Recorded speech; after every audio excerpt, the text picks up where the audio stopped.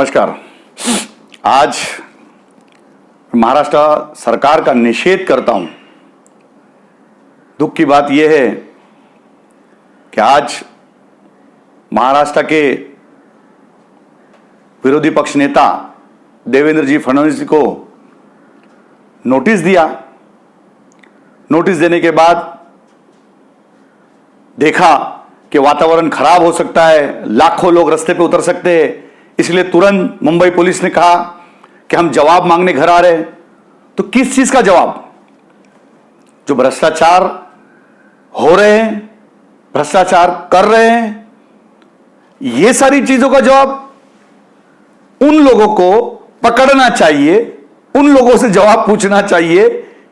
उसके बजाय जो कोई ये चीज खोल रहा है, जो पूरा पर्दाफाश कर रहा है, जो महाराष्ट्र की जनता की दिशा भूल हो रही है, महाराष्ट्र को लूटने का काम कर रहा है, उनके ऊपर इस सरकार ने, इस तिगाड़ी सरकार ने हाथ मार के उनको सबक सिखाना चाहिए। माननीय बाला साहब होते तो ऐसा कभी नहीं होता।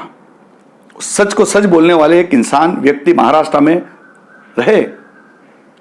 आज बड़ी शर्म की बात है, अल्पसंख्याक मंत्री कुछ दिनों से अंदर है।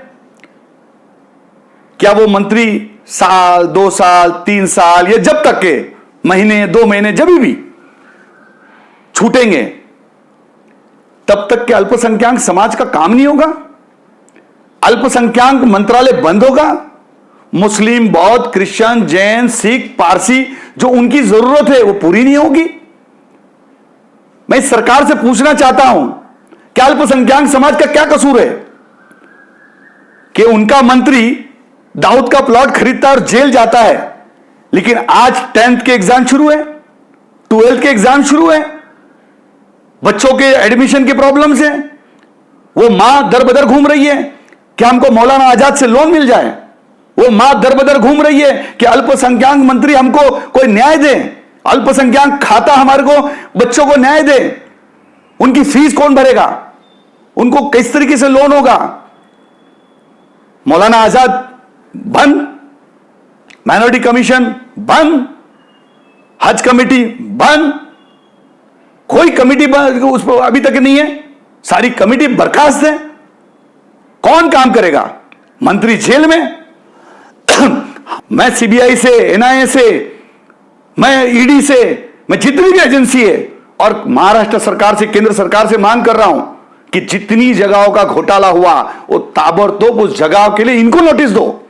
देवेंद्र जी को नोटिस आप देते हो, तो जब इन्होंने गलत किया, आपके मेंबरों ने गलत किया, तो उसको नोटिस क्यों नहीं? उसके ऊपर अमल बजावनी क्यों नहीं?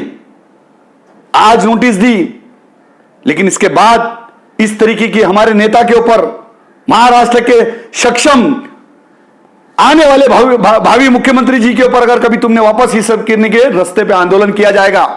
रिक्शा वाला, टैक्सी वाला, टेम्पो वाला, हर कोई श्रमिक रास्ते पे उतरेगा। अगर हमारा हक मांगना, हमारी हक की बात बताना अगर गुनाह है, तो अगर इस तरीके गुनाह समझे, हम बार बार वो गुनाह करेंगे, हम बार बार रास्ते पे उतरेंगे। और मैं बहुत सारे लोगों को कहता जो सोशल मीडिया पे घूमते रहते कि आंदोलन करने से कुछ नहीं होता, आंदोलन करने से, वो कहते कि घर का हमारा चूल्हा नहीं जलता। आंदोलन से ही घर का चूल्हा जला है। ये देश आंदोलन से ही जीता गया है। गांधी जी ने भी आंदोलन किया और हक दिलाया, बाबा साहब अंबेडकर ने भी आंदोलन किए, हक दिलाए, सुभाष चंद्र बोस ने भी आंदोलन किए और हक दिलाए। इस देश को आजाद करने में सबसे बड़ा अगर कोई ताकत हुई, वो आंदोलन की ताकत है। और हम आंदोलन करके ही हमारे महाराष्ट्र की जनता का हक दिलाएंगे, अल्पसंख्याक समाज को हक दिलाएंगे। जो कोई भी बात करता है तो उसका अभ्यास होना चाहिए। मैं अगर बात करता हूं, मेरे कौम की बात करता हूं, मैं अगर बात करता हूं, मेरे श्रमिकों की बात करता हूं, मैं अगर बात करता हूं तो मेरे रिक्शा वाला, टैक्सी वाला, वाहतूकदारों की बात करता हूं, और उनके लिए पूरे महाराष्ट्र भर आंदोलन पुकारना पड़े तो यह हाजी अराफात शेख बिल्कुल आंदोलन करेगा।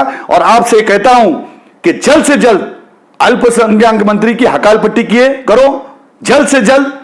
जिन घोटालों के अंदर हो गए, हमको कोई लेना देना नहीं। वो अगर ऐसे कई घोटाले करते रहेंगे, कई मंत्री गए, कम से कम वो सोचो, उस बम ब्लास्ट के अंदर कई बेकसूरों की जाने गई। उस बम को नहीं पता था कि मुसलमान है, कि हिंदू है, या सिख है, या ईसाई है। लेकिन जो हुआ वो बहुत गलत हुआ।